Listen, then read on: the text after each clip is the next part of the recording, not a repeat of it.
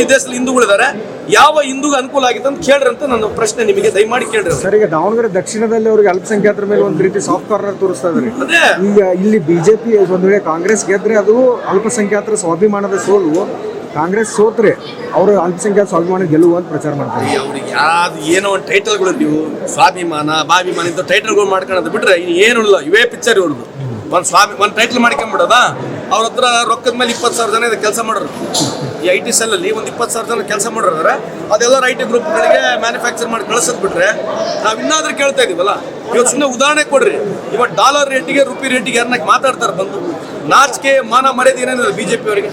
ಕೇಳಿ ನೋಡ್ರಿ, ಇಂಥ ಪ್ರಶ್ನೆಗಳು ಯಾವ ಉತ್ತರ ಕೊಡೋದಲ್ಲ, ಅವೇ ಇಂಥವೇ ಮಾತಾಡೋದು.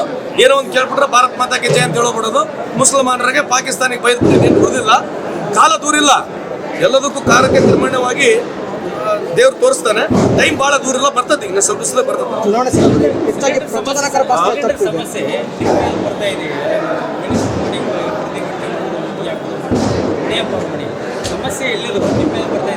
ಅದೇ ಹೇಳ್ತಿರೋದು, ಈಗ ಬಿಜೆಪಿ ಉತ್ತರ ಕೊಡಬೇಕಲ್ಲ.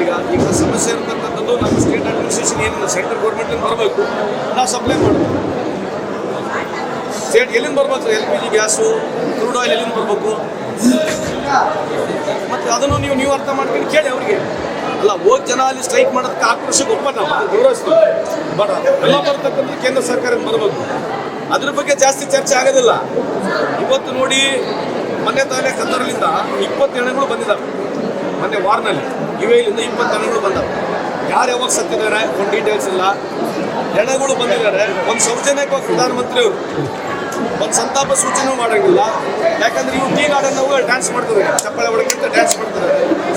ಏನೋ ಒಂದು ಪಿಕ್ಚರ್ ನಡೀತದೆ ಈ ದೇಶದಲ್ಲಿ, ನೋಡ್ಬೇಕು ನಾವು. ದಿನ ಬೆಳಗ್ಗಿದ್ದು ನಿರ್ಮಲ್ ಅವ್ರನ್ನೇ ನೋಡಬೇಕು. ಒಂದು ಸರಿಯಾದ ರೆಸ್ಪೆಕ್ಟ್ ಮಾಡಲಿ ಅಂತ ಹೇಳಿ ತಮ್ಮ ಮುಖಾಂತರ ಕೇಳ್ಬೇಕು. ಧನ್ಯವಾದ.